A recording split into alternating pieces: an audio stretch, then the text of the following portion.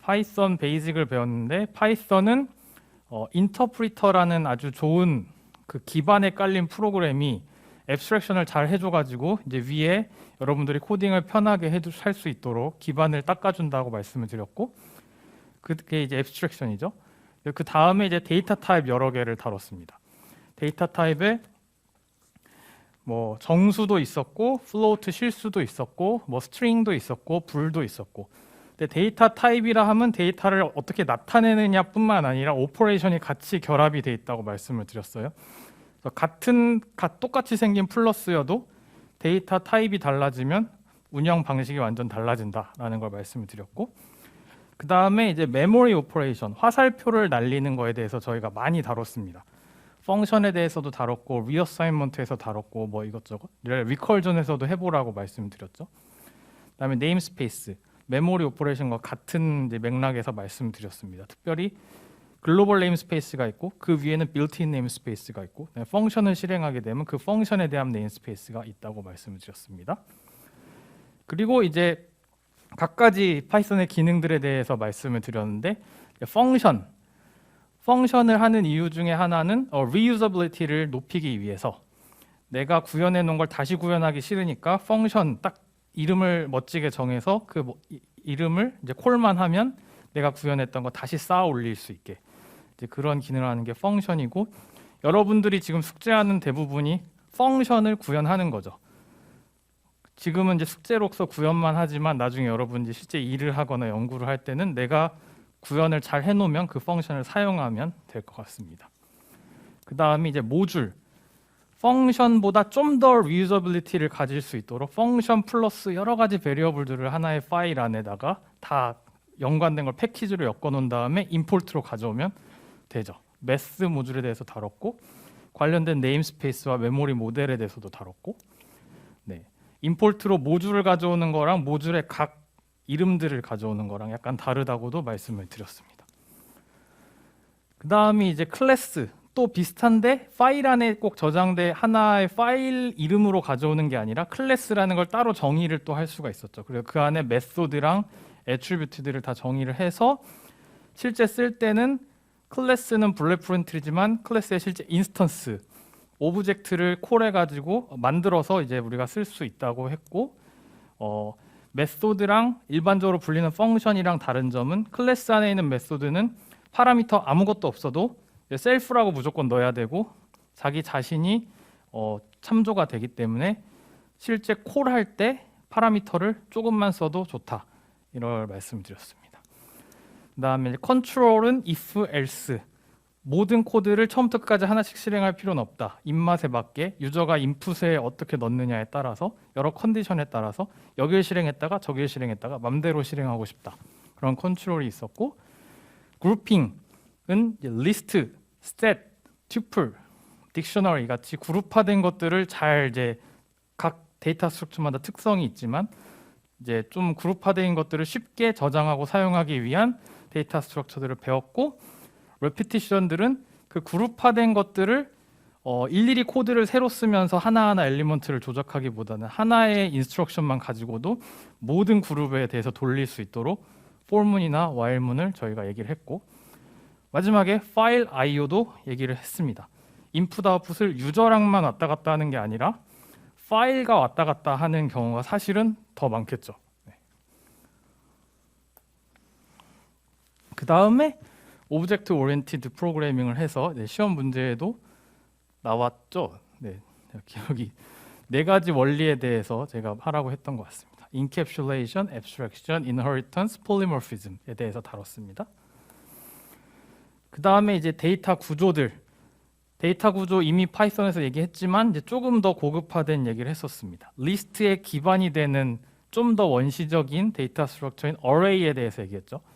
어레이는 네이버링 룰이 있어서 몇 번째 엘리먼트로 바로 찾아갈 수 있다는 장점이 일단 있는 반면에 픽스드된 랭스를 가지기 때문에 리사이징을 계속 해야 되는 오버헤드가 있었습니다. 그것과 반대급부로 이제 링크드 리스트라는 게 있었죠. 링크드 리스트는 네이버링 룰 같은 게 없어서 다음 엘리먼트로 갈 때 익스플리시트하게 주소가 써져 있어야 됩니다. next든 previous든 어떤 링크가 제공이 돼야 되는 게 좀 번거로운 점인데 대신 fixed length 이런 거 고려 안 하고 하나하나씩 그때마다 추가하면 되기 때문에 넣고 빼고를 자주 하는 데이터 스트럭처에는 링크드 리스트 형태가 더 적합하다라고 말할 수 있겠습니다. 그걸 바탕으로 저희가 이제 queue랑 스택에 대해서 얘기를 했죠. queue는 선착순으로 먼저 온 사람이 먼저 나가는 줄이고 스택은 가장 나중에 온 사람이 가장 먼저 나가는 줄입니다. 그리고 자 이제 링크드 리스트로 search도 하고 싶었는데 자 search를 처음부터 하나하나 찾으면 별로 이제 좋지 않기 때문에 바이너리 search를 적용하기 위한 좀 트릭을 썼죠. 그래서 트리 구조로 구성을 하되 자 tree는 root tree가 있었죠. root tree는 루트로부터 parent child relationship으로 쫙 퍼져나가는 거고 바이너리 트리는 자녀가 두 개로 제한된 게 바이너리 트리고 바이너리 서치 트리는 모든 노드의 밸류가 유니크해야 하며 선후 관계, 대소 관계가 있는 그런 트리가 바이너리 서치 트리였죠. 바이너리 서치 트리를 구성하면 바이너리 서치를 쓸 수 있다. 링크드 리스트에서. 그 다음에 이제 바이너리 서치 다 빼고 그냥 트리, 제너럴 트리에서도 모든 노드를 방문할 수 있는 파워풀한 알고리즘들을 얘기했습니다. 뭐 DFS, BFS. DFS에는 프리홀더와 인홀더와 포스트홀더가 있죠. 그죠? 그 다음에 이제 그래프인데, 자 그래프는 트리와 달리 디스커넥티드된 노드가 들어가도 괜찮고 사이클이 들어가도 괜찮습니다. 그래서 그 두 개가 들어갔음에도 불구하고 모든 노드를 무리 없이 방문하려면 우리가 비지티드 노드를 기록해야 된다는 추가적인 부담이 있었고, 그 다음에 사이클을 디텍션하는 메커니즘이 같이 들어가야 했습니다. 그 다음에 디스커넥티드 된 노드를 방문하기 위해서 우리가 하나의 노드로부터 다 찾을 수 없으니까 for 룹이 하나 더 들어가는 거를 여러분들이 봤었을 거고요. 그래프도 여전히 DFS랑 BFS를 통해서 쓸 수가 있습니다. 이게 이제 시험에 나왔죠. 맨 마지막 문제. 네, 그 다음에 이제 알고리즘 컴플렉시티를 어떻게 계산할 거냐. 메모리든 타임이든 빅 O로 계산하자. 왜냐하면 실행하지 않아도 알 수 있으니까 빅 O를 사용하면. 그래서 worst order growth가 중요한 게 빅 O입니다. 그 다음에 search를 어떻게 하는지에 대해서 뭐 linear search, binary search를 다뤘고 sort를 어떻게 하느냐에 대해서 뭐 selection sort, insertion sort 다 5의 n제곱 타임 컴플렉시티인데 메모리 컴플렉시티는 5의 1. 근데 이제 merge sort를 가지게 되면 n log n이 나왔죠. 여기서 등장한 개념이 recursion이라는 개념이 나왔습니다. 자기를 다시 콜하는 함수. 그 다음에 sum 리스트를 저장해야 되기 때문에 on이라는 메모리 컴플렉시티가 추가가 됐었죠. 맨 마지막에 한 페이지를 통해서 소개해줬던 건 그래서 파이썬은 팀 솔트를 쓴다. 멀지 솔트와 인서션 솔트가 약간 결합된 형태로 쓴다고 말씀을 드렸고, 내가 이미 말씀드렸지만 트래버서 알고리즘들 여러 가지를 다뤘습니다. 그래서 제가 지금 목이 아플 정도로 여러분들이 많이 배웠어요. 많이 배웠습니다. 그리고 이것들을 전반적으로 다 하실 수 있으면 사실은 웬만한 테크니컬 인터뷰를 통과할 수 있습니다. 대신 문제를 응용을 많이 풀어봐야겠죠. 근데 내용은 이제 여기서 아주 크게 벗어나지는 않을 수도 있다.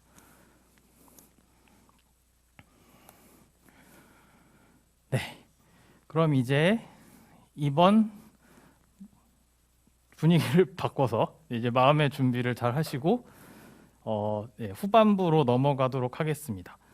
네, 첫 시간에는 비트, 데이터 타입, 그리고 오퍼레이션에 대해서 얘기를 해보도록 하겠습니다.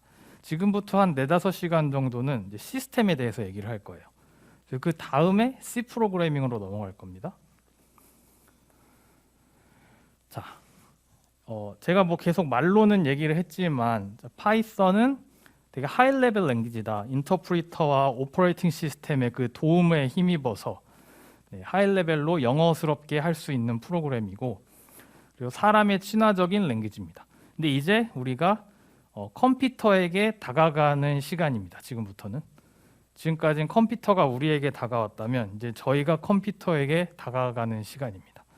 결국 컴퓨터에 다가간다는 것은 이런 0101이 도대체 뭐냐에서 출발하게 되겠죠.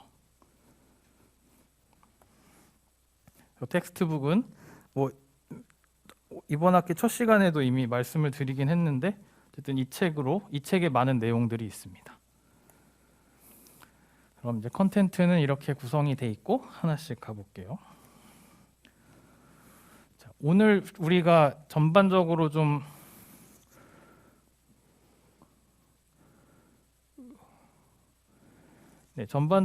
포커스를 할 거는 데이터를 어떻게 0101로 나타낼 거냐 하는 거예요. 첫 번째. 그다음에 데이터를 어떻게 0101을 사용해서 연산을 할 거냐. 그러니까 데이터 타입이라는 것이 컴퓨터의 아랫레벨에서 어떻게 표현되고 연산되는가에 대한 설명을 하는 겁니다. 첫 번째는 비트에 대해서 얘기하겠습니다. 자, 우리는 많은 데이터 타입을 사람이 보기에 편리한 방식으로 보아왔죠. 문자도 받고 숫자도 받고. 근데 오늘의 질문은 그래서 컴퓨터는 어떻게 이런 데이터 타입을 표현할 건데 라는 것입니다. 그래서 비트부터 오는데 비트는 뭐의 약자냐면 바이너리 디짓의 약자예요. 그냥 이진수의 약자입니다. 이진수. 왜 비트고 비트란 무엇인가? 자, 우리가 파이썬 같이 컴퓨터 언어로 프로그램을 쓰게 되면 이제 컴퓨터가 프로그램을 실행을 하잖아요. 컴퓨터가 프로그램을 실행한다는 건 결국 맨 아랫단으로 가면 결국 물리적으로 뭐냐면 전자들이 움직이는 거예요. 전자들이 맘대로 움직이는 게 아니라 내가 파이썬의 프로그램을 짠 그 코드에 따라서 뭔가 어떤 형태로 컨트롤돼서 이제 움직이는 거죠. 그 움직임이 다시 사람에게 보일 때는 논리적으로 뭔가 일이 일어난 것처럼 이제 보이는 거고 아랫레벨에선 결국 전자들이 제어돼서 움직이는 거예요. 그렇게 세밀하게 전자들을 제어하기 위해서 컴퓨터는 여기 써 있지만 이제 수십억 개의 아주 작고 빠른 디바이스들로 구성되어 있습니다. 얘네들이 전자의 움직임을 컨트롤하죠. 근데 이 각각의 디바이스가 이 수십억 개의 디바이스라고 하는데 그 중에 하나의 디바이스가 뭐에 반응하냐면 이 디바이스 안에 있는 서킷에 볼티지가 있냐 없냐에 따라서 반응합니다.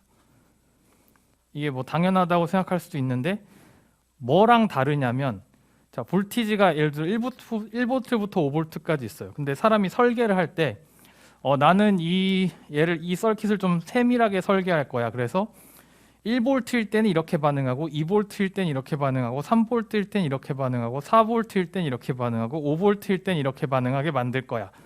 라고 하면 좀 더 세밀한 회로를 설계하는 건데 이 컴퓨터의 회로는 아주 간단하게 그냥 0볼트 아니면 5볼트에만 반응한다. 그러니까 있다 없다에만 반응한다. 나머지 더 세밀한 단계는 관심 없다는 겁니다. 그게 이제 아날로그와 디지털의 차이예요, 사실. 아날로그는 있다 없다 사이에 수많은 간극을 다 일일이 디텍션을 해가지고 그거에 따라서 좀 더 다르게 반응하고 하는 이제 고급 기술인데 사실 옛날 소니가 잘하던 거거든요. 디지털은 아주 거칠어요. 있다 없다, 있다 없다. 이제 그거를 일단 알아두시면 되겠습니다. 그래서 제가 여기 써놓은 게 그거죠. 있다 없다를 디텍션 하는데 그렇게 만든 이유가 뭐냐면 있다 없다 같이 이제 거칠게 디텍션을 하면 사실은 에러가 날 확률이 거의 없어요. 1볼트, 2볼트, 3볼트 세밀하게 나눠 놓으면 나 이거 2볼트인 줄 알았는데 사실은 뭐 3볼트였어. 이렇게 좀 헷갈리고 에러가 나고 그럴 확률이 있는데 있다 없다 정도의 것은 에러가 날 확률이 이제 거의 없어지거든요. 그래서 아주 신뢰성 있는 디텍션을 하기 위해서 있다 없다에만 반응하도록 이제 디시전을 내렸습니다. 사람들이 설계할 때. 그리고 이제 실제 볼티지 하나하나에 반응하게 만들려면 이제 회로가 더 비싸지고 막 고급 기술이 들어가고 그러면 이제 컴퓨터가 상당히 비싸지겠죠. 그래서 현실적이지도 않고. 그래서 왜 있다 없다만 디텍션 하면 그게 더 쉽냐? 왜 쉽고 신뢰성이 있냐라고 물어보시면 회로가 사실 이렇게 정확할 필요가 없어요. 왜냐하면 이게 디텍션 및 마진이라는 건데 예를 들면 지금 볼티지가 없으면 0볼트, 있으면 2.9볼트라고 쳤을 때 정확하게 0볼트를 디텍션 하는 게 아니고 대략 이 근방 0 근처에 있으면 그냥 없는 걸로 퉁 치자라는 게 이제 전략이거든요. 그러니까 0이건 0.1이건 0.2건 0.4건 0.5건 나눌 필요 없이 대략 0 근처에 있으면 없는 거야 라는 거고, 대략 2.9 근처에 있으면 있는 거야. 그래서 이걸 디텍션 인 마진이라고 합니다. 어느 정도의 그 에러를 그냥 포용해서 다 있는 걸로 퉁치고 다 없는 걸로 퉁치고 그런 거죠.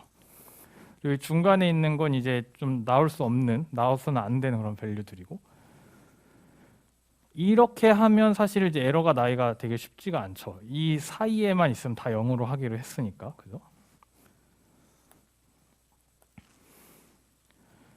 그래서 이제 있다 없다로 하기로 결정을 한 다음에 이걸 기호로 나타내야 되는데, 기호로 어떻게 나타내냐면 볼티지가 있으면 1이다, 볼티지가 없으면 0이다 라고 나타내기로 약속을 했습니다. 약속을.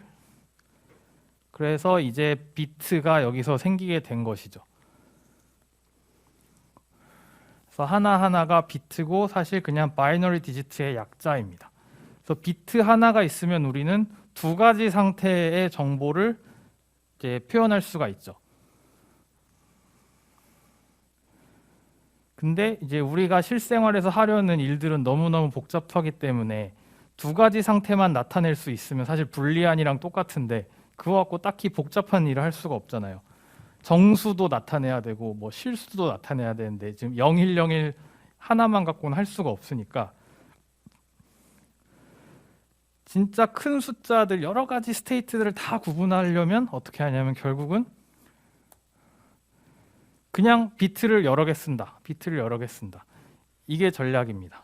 그래서 컴퓨터 공학자들이 이제 설계를 한 방법론은 하나의 회로를 통해서 다양한 정보를 표시하자가 아니고 하나의 회로에서는 두 가지 정보만 표시하되 그 간단한 회로를 엄청 때려 박자, 여러 개를. 그러면은 결국 다양한 걸 표시할 수 있겠다라는 거죠. 그래서 하나하나의 회로는 되게 간단하되 0101 디텍션은 이제 로버스트하게 신뢰성 있게 하고 그 회로를 그냥 이제 같은 부피에다가 얼마나 더 많이 때려 박을 수 있냐가 이제 한때 아주 핫한 이슈였습니다. 집적 회로라는 이제 전기공학부의 분야죠. 그래서 막 하루 자고 하룻밤 자고 일어나면 막 2배씩 더 줄어 2배씩 더 이제 응축돼 있고 그러면서 CPU 속도가 계속 빨라지고 이제 그러던 시대가 있었습니다. 그래서 이제 좀 더 정확하게 말씀을 드리면 여러 가지 비트를 쓰는데 n개의 비트를 쓰면 2의 n승계의 상태를 나타낼 수 있겠네요. 그죠? 자, 그러면 이제 2의 n승계의 상태를 나타낼 수 있다는 건 알았는데 정확하게 이제 이걸 가지고 내가 정수로는 어떻게 표시하고 실수로는 어떻게 표시하고 스트링으로는 어떻게 표시할지 그런 약속들이 있을 거잖아요. 그 약속들을 좀 배워 나가겠습니다, 오늘. 그래서 데이터 타입으로 전진해 보겠습니다. 데이터 타입.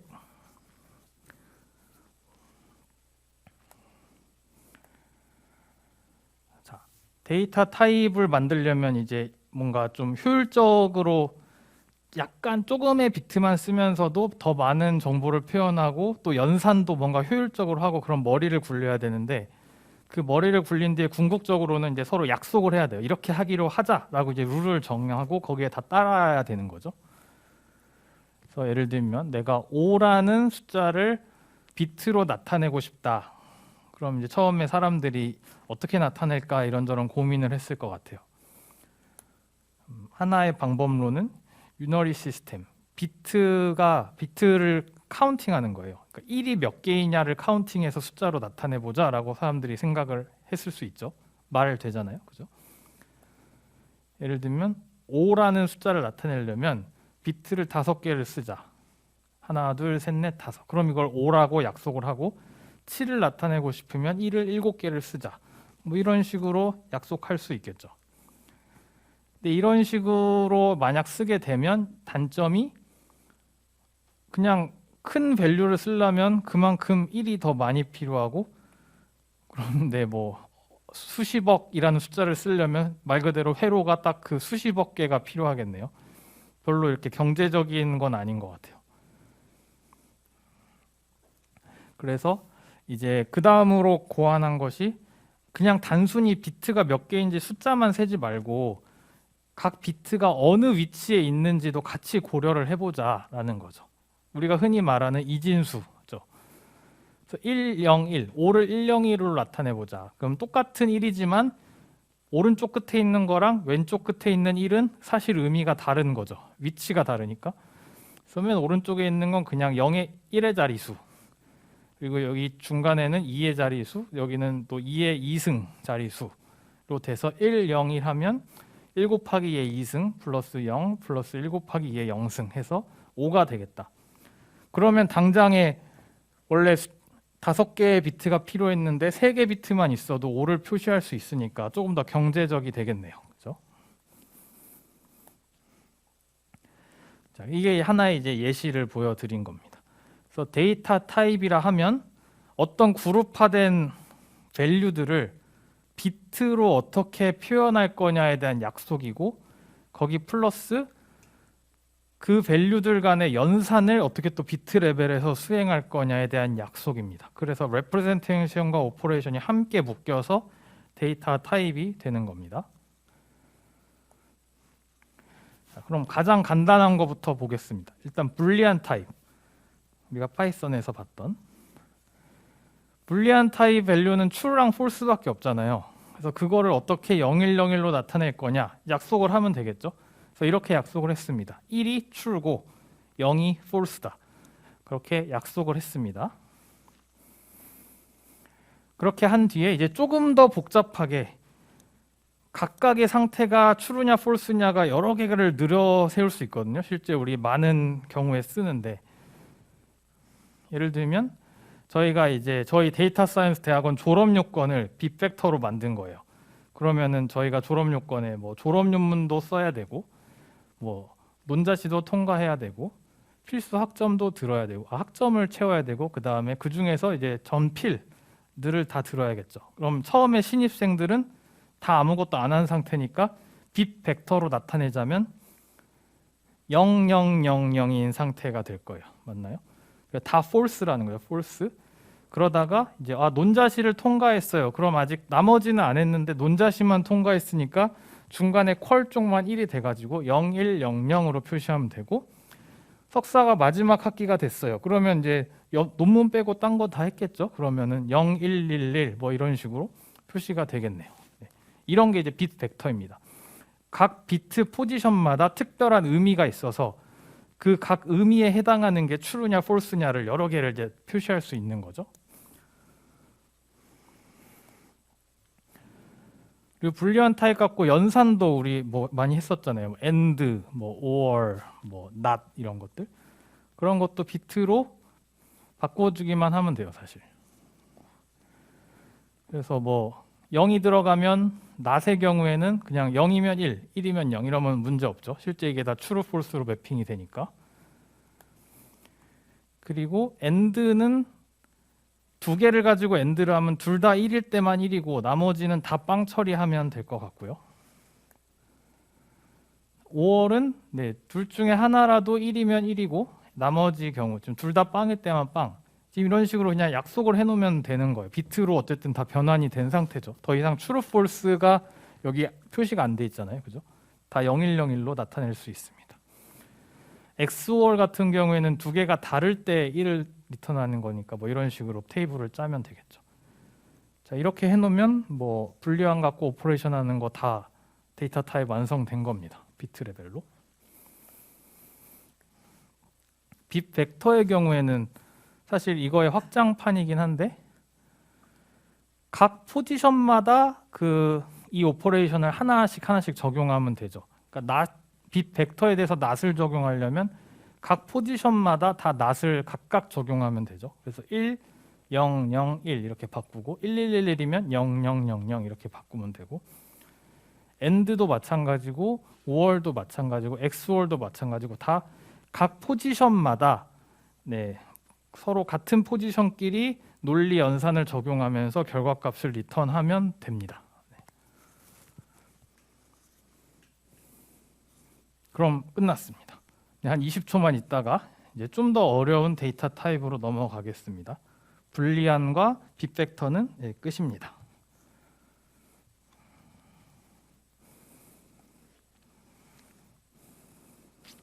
그러면 이제 그 다음 단계 정수를 어떻게 0101로 표시하고 연산할 거냐에 대한 얘기를 해보겠습니다. 이거는 우리 생각보다 조금은 더 복잡합니다. 우리가 정수? 그럼 다 이진수로 0101 하면 되는 거 아니야? 라고 생각할 수도 있는데 그거랑 조금 다릅니다. 조금 달라요. 얘기를 해볼게요. 자, 일단 음수가 이제 사실 범인이거든요. 음수가 이제 나쁜 놈인데 음수를 어떻게 0101로 표시하냐가 이제 모든 걸 복잡하게 만드는데 일단 음수 빼고 0과 양수만 가진 걸 unsigned integer라고 하거든요. 사인이 없다는 거예요. 마이너스 사인이. 그래서 그거를 일단 나타내려면 자, 데이터 타입인데 양수랑 0만 나타낸다. 그러면 그냥 심플하게 n개의 비트를 사용하면 그냥 이진수 계산으로 똑같이 해서 0에서 2의 n승 마이너스 1까지를 그냥 0101 이진수로 변환하면 됩니다. 일단 이거는 우리가 생각하던 그 이진수가 맞아요. 그래서 만약에 3비트로 표시하고 싶다면 0에서 7까지를 각각 이렇게 이진수로 변환, 이건 뭐 예, 다들 아시죠? 그냥 말 그대로 이제 이진수로 바꾼 겁니다. 0에서 7까지. 7 같은 경우에 이제 111 해서 제일 큰 숫자가 되는 거고. 이제 그 다음에 이제 연산을 해야 되는데 덧셈이나 뺄셈이나 뭐 멀티플리케이션, 디비전 이런 것도 다 그냥 우리가 생각하는 이제 이진수 연산으로 하면 됩니다. 예를 들면은 뭐 0, 10010, 10001 하면은 자 덧셈 각각 하면 되죠. 01 더하면 1, 10 더하면 1, 000, 11 이렇게 더하면 되고 근데 1과 1이 더해지면은 이제 자릿수가 하나 올라가니까 그걸 캐리라 그래서 그것만 좀 잘 고려하면 별 문제가 없습니다. 1111 플러스 1의 경우에 이제 다 캐리 해서 올라와서 10000이 되는 거고 네, 이거는 뭘까요?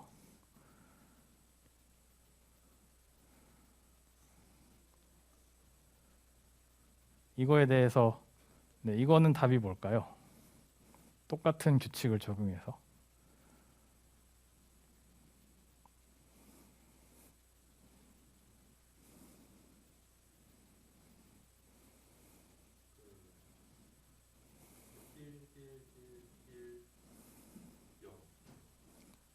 네. 여기 앞에 김동윤 학생이 네, 11110 네, 그리고 네, 채팅창에서 임상수 학생이 11110 예, 두 명이 일치했기 때문에 맞은 걸로 하죠. 네, 맞습니다. 사실. 네.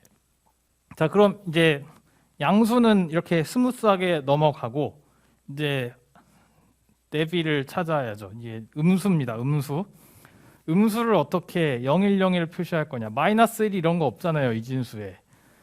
그러니까 0101로 다 나타내야 돼요. 자, 그래서 네, signed integer라고 하면 음수, 양수, 0 다 포함한 겁니다. 그래서 n비트로 이제 공평하게 표시하려면 사실 이 정도로 표현하면 되겠죠. 원래 2의 n승 마이너스 1이었는데 이제 n-1승으로 반은 음수, 반은 양수 이런 식으로 표시해줘야 좀 공평하게 표시할 수 있겠죠. 자, 그럼 이제 사람들이 첫 번째로 생각한 건 이겁니다. 비트 중에 제일 왼쪽에 있는 비트, 이제 그걸 most significant bit이라고 하거든요. 그러니까 이진수로 치면 가장 자릿수가 높은 수가 되는 거죠. 그 수를 숫자를 표시하는 대신에 부호로 쓰자라고 일단 약속을 해봤습니다. 그래서 0이면 플러스, 1이면 마이너스 이렇게 하기로 한 거죠. 그래서 0이면 플러스, 1이면 마이너스. 이거 약속이에요. 약속을 이렇게 한 거예요. 그렇게 한 다음에 이제 어떻게 할 거냐면 사인드 매그니튜드라는 어프로치를 한번 써봤어요. 뭐냐면 그냥 심플하게 제일 왼쪽에 있는 건 부호고 나머지 비트는 그냥 그 절대값 자체를 여기서 표시를 하자.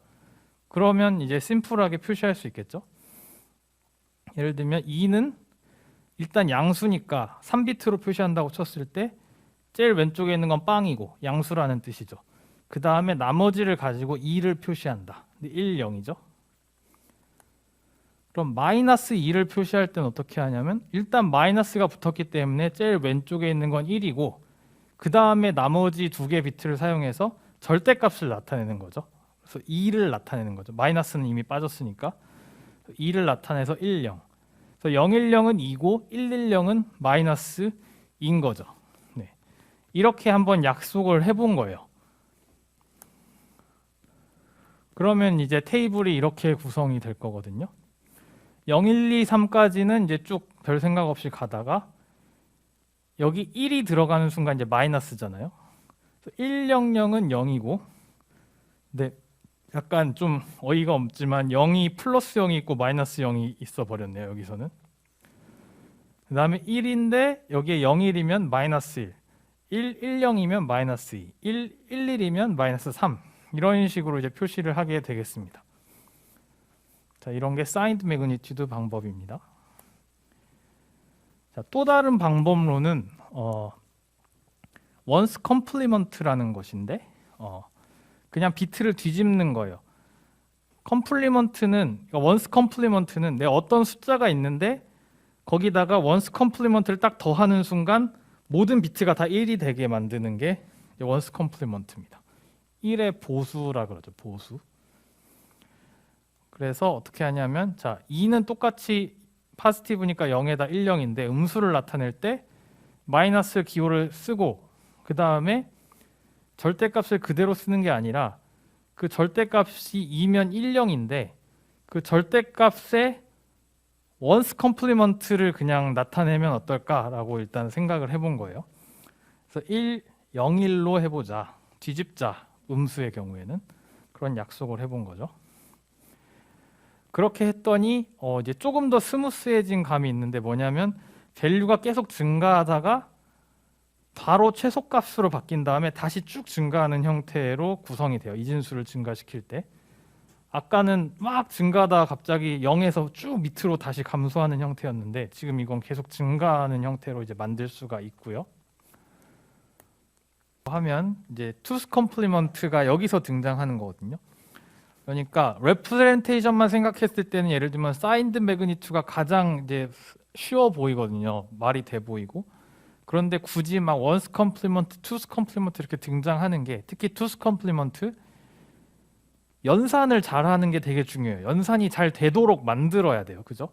그래서 애초에 레프레젠테이션 할 때 연산이 잘 되는 방식으로 레프레젠테이션을 하겠다라고 이제 마음을 작정을 하고 한번 노선을 정해 본 거죠. 이 두 개가 지금 문제가 있거든요. 그래서 뭐 플러스 0, 마이너스 0이 있는 것도 되게 문제고 사실. 그리고 이제 오퍼레이션 규칙이 되게 복잡하다. 사람이 생각했을 때 그냥 사람은 비트로 그냥 이진수 연산을 하고자 하는 본능이 있는데 그렇게 했을 때 실제 밸류랑 맞아떨어져야 사람이 쓰기 쉽잖아요. 근데 사람만 쉬운 게 아니라 규칙이 그렇게 간단해야 컴퓨터도 좋아합니다, 사실. 왜냐하면 회로가 간단해지니까. 그래서 이렇게 규칙을 정했어요. 예를 들면 마이너스 5를 표현하기 위해서 비트를 어떻게 표현할 것이냐라고 할 때 규칙을 정했어요. 어떻게 하냐면 5랑 그냥 일반적인 이진수 연산을 했을 때 다 빵빵빵빵이 돼야 맞잖아요. 사람의 직관에 의하면. 그렇게 되도록 마이너스 5를 거꾸로 정한 거예요. 그러니까 일단 표현해놓고 연산을 하자가 아니라 연산이 잘 되는 방식으로 음수를 정의를 해버리기로 한 겁니다. 그래서 어떻게 한 거냐면 마이너스 x를 표시를 할 때 x랑 일반적인 이진수 연산을 하면 빵이 되도록 거꾸로 이제 정한 거죠. 그래서 마이너스 5를 하려면 5랑 더해서 빵빵빵빵이 돼야 되니까 얘를 이제 어떻게 표현할 거냐를 거꾸로 타고 들어가면 11011이 돼야 다 더하면 빵빵빵빵빵이 돼요. 그리고 9랑 더했을 때 빵빵빵빵이 되려면 10111이어야 합니다. 그러니까 이렇게 역발상으로 타고 들어가는 게 투스 컴플리먼트 방법론인데, 왜 투스 컴플리먼트냐면, 자, 아까 원스 컴플리먼트는 다 더했을 때 11111이 되게 만들면 원스 컴플리먼트라고 그랬는데, 투스 컴플리먼트는 자릿수가 하나 올라가게 만드는 거예요. 그래서 빵빵빵빵이 되게 만드는 게 투스 컴플리먼트입니다. 그래서 이런 식으로 음수를 정하게 되면 갑자기 연산이 간편해지는 거죠. 그래서 네거티브 인티저를 투스 컴플리먼트로 표시하면서 연산이 간단해졌다. 그럼 이거를 어떻게 표시할 거냐, 이제 규칙이 있는데, 마이너스 5를 표시할 때 일단 5를 표시를 하고 플러스 5를 표시를 하고, 그럼 00100이죠. 그렇게 한 다음에 싹 다 뒤집는다. 네, 플립 각 비트를 다 뒤집어요. 그럼 11010이 되죠. 이게 뭐냐면 사실 1의 보수, 원스 컴플리먼트잖아요. 근데 여기다가 이제 1만 더해주면 빵빵빵빵이 되겠죠. 맞나요? 그래서 이런 3단계에 의해서 이제 마이너스를 다 표시할 수 있습니다. 먼저 양수를 표시한 뒤에 다 비트를 뒤집고 그 다음에 1을 더한다. 이 3단계입니다. 그래서 여러분한테 제가 투스 컴플리먼트로 뭐 마이너스 1000을 표시해 보세요 하면 할 수 있어야 됩니다.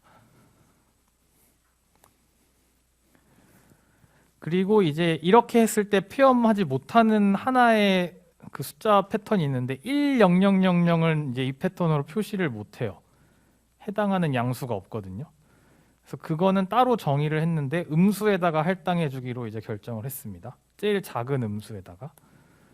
이런 식으로 하면 이런 식으로 표현이 됩니다. 일단 0, 1, 2, 3 똑같이 표시하고, 그 다음에 각각에 대해서 투스 컴플리먼트로 마이너스 1, 마이너스 2, 마이너스 3까지 해주고, 그 다음에 얘가 남거든요.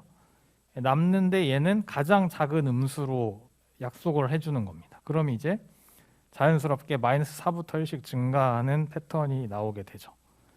그래서 이게 투스 컴플리먼트입니다. 자, 그럼 이제 연산을 하면 되겠죠. 자, 연산은 그냥 사람이 생각하는 이진수 연산을 해도 이제 전혀 문제가 없습니다. 음수가 꼈음에도 불구하고.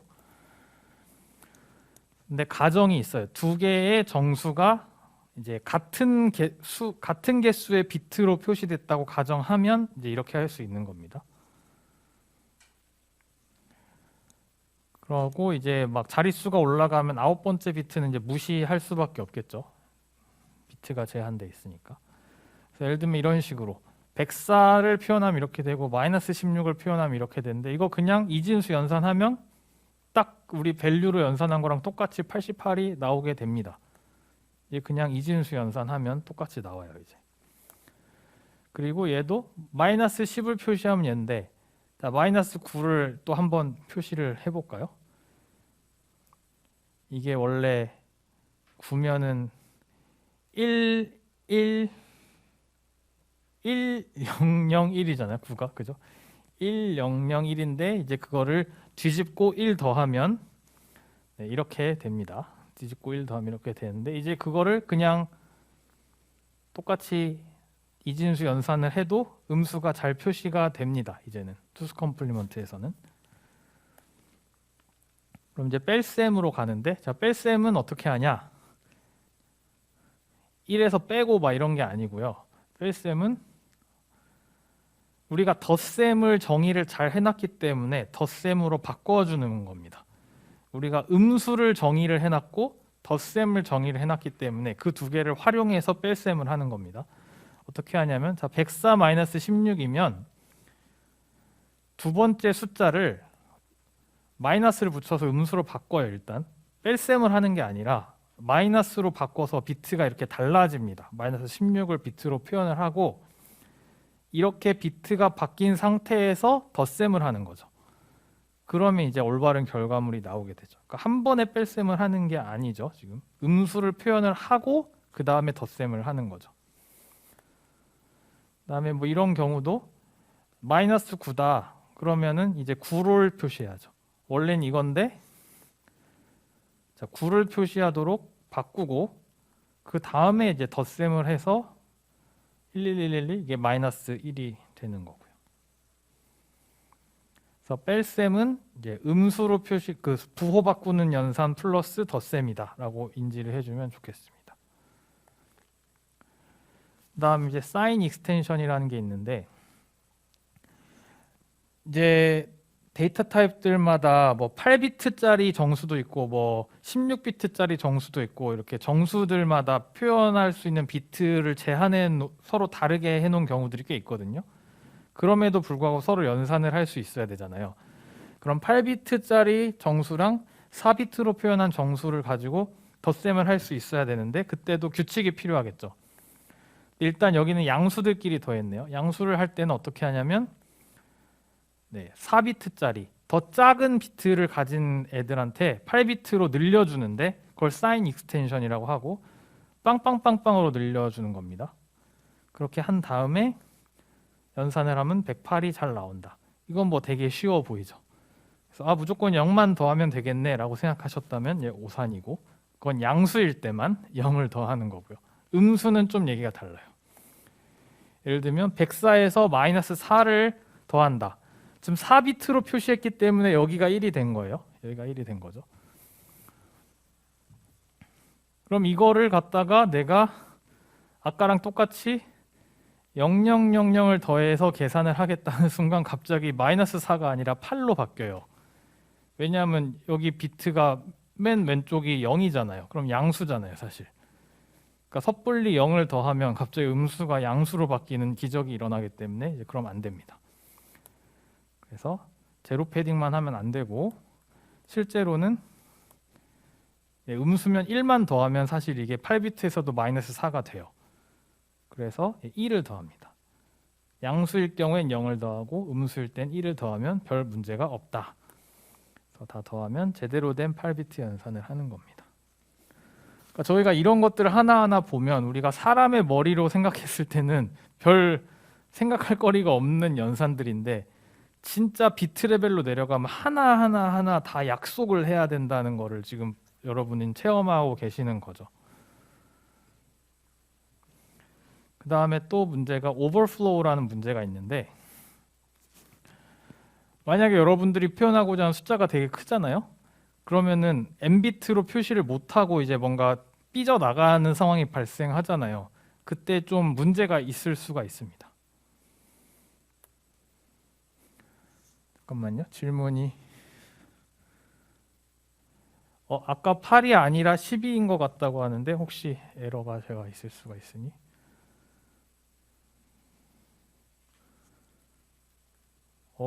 어디죠?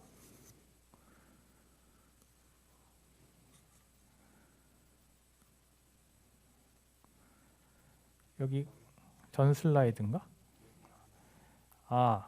봅시다. 2, 4, 8. 네, 네, 중요한 발견이네요. 10입니다. 죄송합니다. 고칠게요.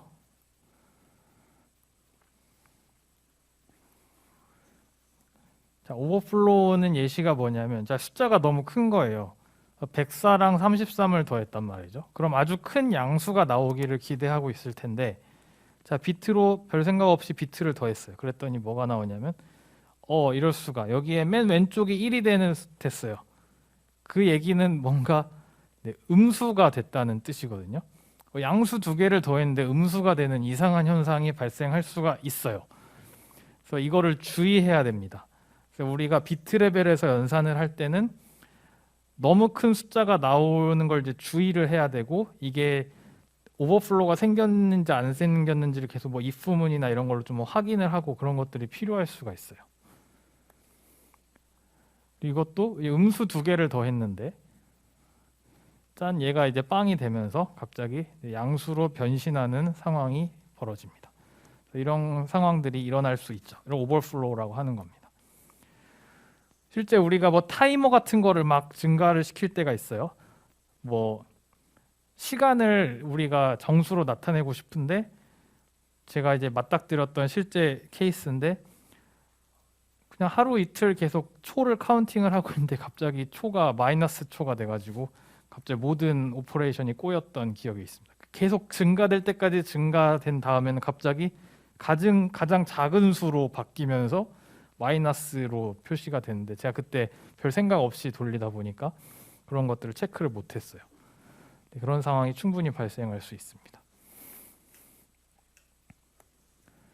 그래서 이거는 이제 쉽게 사실 관찰을 할 수 있어요. 왜냐하면 일단 부호가 바뀌거든요. 부호가 바뀌니까 그런 경우에는 뭔가 내가 너무 크게 과부하를 걸었나 보다라고 생각하시면 될 것 같습니다.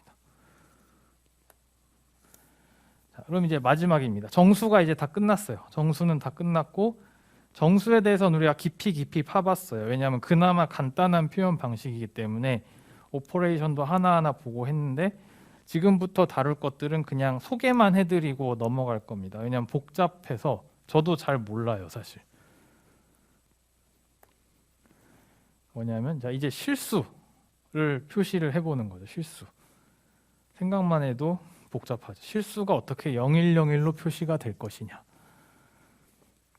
이것도 약속이죠. 뭐 결국은 약속인데 이런 식으로 이제 포맷을 잡기로 했어요. n이라는 실수가 있으면 일단 부호 나타내는 부분 하나 있고 마이너스 1의 s승. 그래서 s를 이제 표시하는 게 일단 중요할 것 같고 그다음에 1점 뭐뭐뭐뭐뭐라고 하는 이 소수 부분을 이제 프랙션이라고 표시를 하면 이 부분도 비트로 뭔가 나타내야 될 것 같고 그 다음에 이제 자릿수를 올리는 파트가 또 있어서 2의 몇 승이라고 하고 싶은데 자 마이너스 127을 해놓고 익스포넨트는 1에서 254 그래서 마이너스 126에서부터 이제 자릿수 올리는 것까지 그러니까 자릿수를 더 내릴 수도 있고 올릴 수도 있고 이런 이제 유동성을 준 상태예요. 그럼 이제 s랑 프랙션이랑 익스포넨트를 비트로 이제 나타낸 다음에 여기 포맷에다가 우겨 넣으면은 어느 정도 표시가 될 것 같네요. 실제로 어떻게 하냐면 32비트를 씁니다. 실수를 표현하기 위해서 32비트를 쓰는데 이런 식으로 나눠요. 제일 왼쪽에 있는 거는 부호 나타내는 s로 쓰자. 그 다음에 8비트 옆에 있는 거는 익스포넨트 나타내는 데 쓰자. 1에서 254 표현하는데 충분하죠. 8비트면은. 그 다음에 나머지 23비트 상당히 많은데 이거를 이제 세밀한 소수들 표시하는 데 쓰자라고 약속을 했습니다. 약속을. 그래서 1비트로 사인, 8비트로 레인지, 23비트로 프랙션을 나타내기로 했습니다. 그럼 예를 들면 이렇게 32비트로 막 이렇게 0101을 하면 이게 실제로 무슨 숫자인지 우리가 표현할 수 있어야겠죠. 이제 별건 아니고 좀 번거롭진 하지만 어디가 s고 어디가 익스포넨트고 어디가 프랙션인지 다 일단 봐야겠죠. 그래서 이렇게 제일 왼쪽은 s 부호. 근데 빵이니까 양수, 그죠? 그다음 익스포넨트는 011110111인데 이거는 계산하면 123이에요. 그 다음에 프랙션 파트는 저의 편의를 위해서 다 빵으로 일단 해놨습니다. 다 빵으로 해놓고 그 다음에 이제 이걸 다 저 포맷에다 우겨 넣으면 1.000000에다가 플러스고 그 다음에 2에 123-127이니까 결국 16분의 1이라는 뜻입니다. 16분의 1이라는 분수를 비트로 표현하면 이렇게 된다는 거예요. 네. 그래서 이게 이제 플로트 포인트를 나타내는 것이고 이걸로 연산을 어떻게 하냐? 잘 모릅니다. 엄청 복잡하겠죠. 하나도 안 직관적이겠죠. 네, 엄청 복잡할 수밖에 없어요.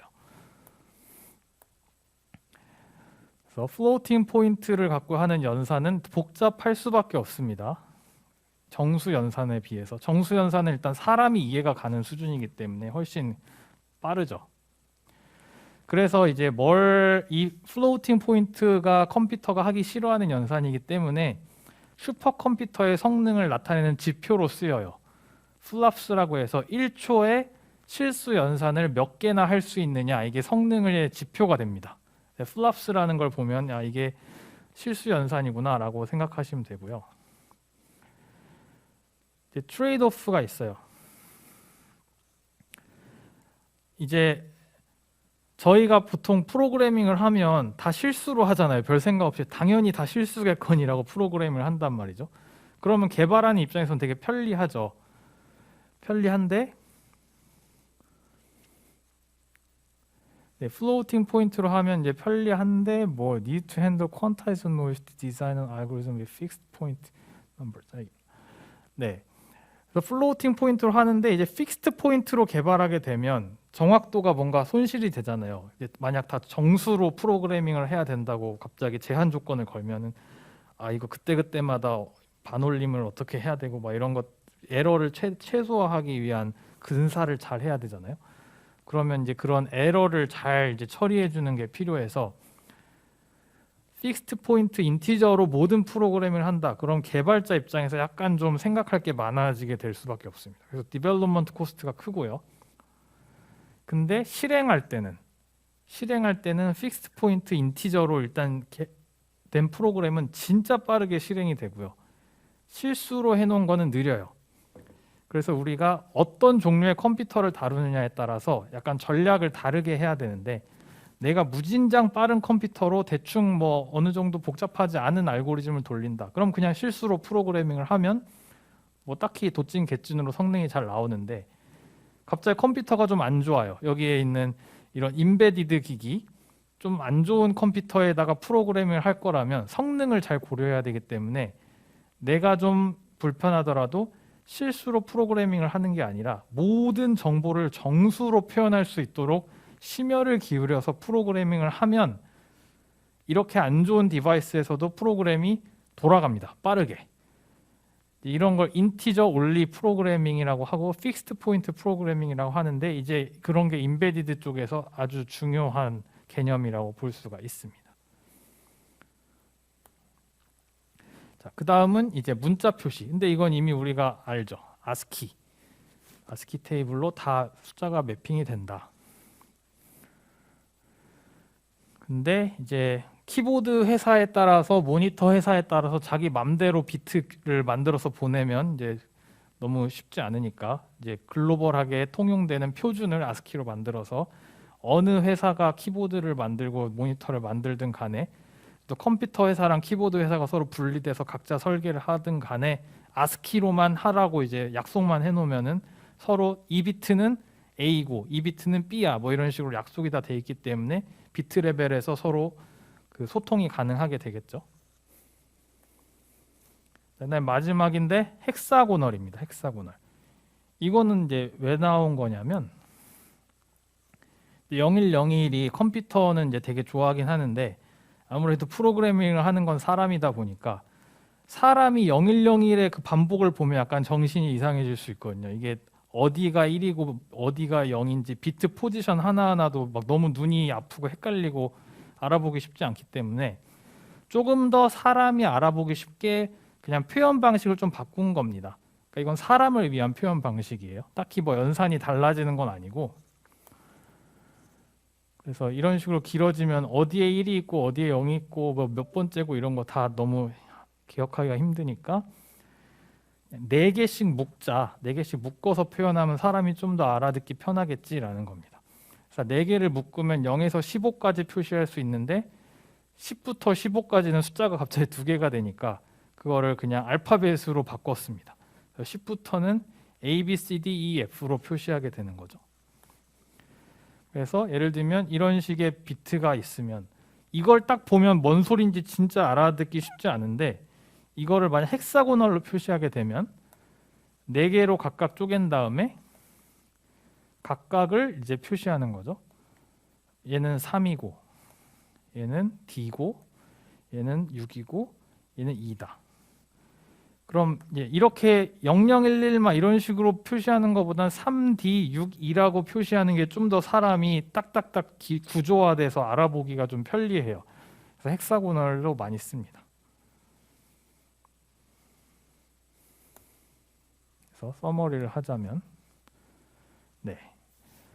되게 많은 얘기를 오늘 급격하게 전달을 드렸는데 일단 볼티지부터 시작을 해서 볼티지를 일일이 측정하는 것보다는 있냐 없냐로 디텍션하는 게 훨씬 간편하고 정확하다. 그리고 그것이 이제 비트의 출발점이고 우리는 이제 비트를 사용해서 여러 가지 정보를 나타내야 되는 미션을 가지고 있습니다. 다양한 비트를 어떻게 다양한 데이터 타입으로 바꿀 거냐라는 얘기를 해야 되는데 첫 번째 불리한 타입에 대해서 얘기를 했었고 그 다음에 인티저 타입에 대해서 얘기를 했습니다. 인티저에서 중요한 건 이제 마이너스를 어떻게 처리할 거냐, 연산도 간단하게 하면서 이제 그게 챌린지였고, 그 다음에 이제 좀 더 복잡한 것들은 그냥 표시하는 방법만 슬쩍 얘기하고 넘어가게 되었습니다. 네, 그래서 오늘은 여기까지 하고 마치도록 하겠습니다. 5월 5일에는 이제 라이브 렉처는 없고 영상을 보시면 됩니다. 녹강을 보시면 되고, 그때는 이제 지금보다 좀 더 밑으로 내려가서 지금은 뭔가 논리적인 얘기를 하고 있는데, 이런 논리적인 연산들을 어떻게 하드웨어가 실행하는지에 대해서 일단 1시간만 할당을 했어요. 회로가 어떻게 덧셈을 구현해내느냐, 회로를 통해서 트랜지스터를 어떻게 엮으면 덧셈을 하고, 어떻게 엮으면 AND 연산을 하고, 뭐 어떻게 엮으면 NOT 연산을 하는지에 대해서 감을 일단 잡게 하기 위해서 1시간을 할애를 했습니다. 이거를 여러분들이 다 드립할 수는 없고 필요도 없는데, 일단 1시간 정도 상식선에서 전달을 하려고 강의 하나를 녹화를 했고, 그 강의를 꼭 보세요. 꼭 보시고 관련된 뭐 숙제도 있긴 있으니까. 그리고 컴퓨터공학부든 전기정보공학부든 이 하드웨어로 연산하는 것에 대해서는 아예 한 학기 수업이 따로 있습니다. 논리회로 설계라는 수업이 있어요. 거기서는 이제 하드웨어로도 어떻게 연산을 하느냐를 나타내는데, 저희는 뭐 그거를 지금 깊이 팔 이유는 없으니까 그냥 한 강의로 퉁치도록 하겠습니다. 네, 그러면 오늘 수업은 여기까지 하고 질문 있으신 분은 받으면 될 것 같습니다. 수고 많으셨습니다. 네, 수고 많으셨습니다.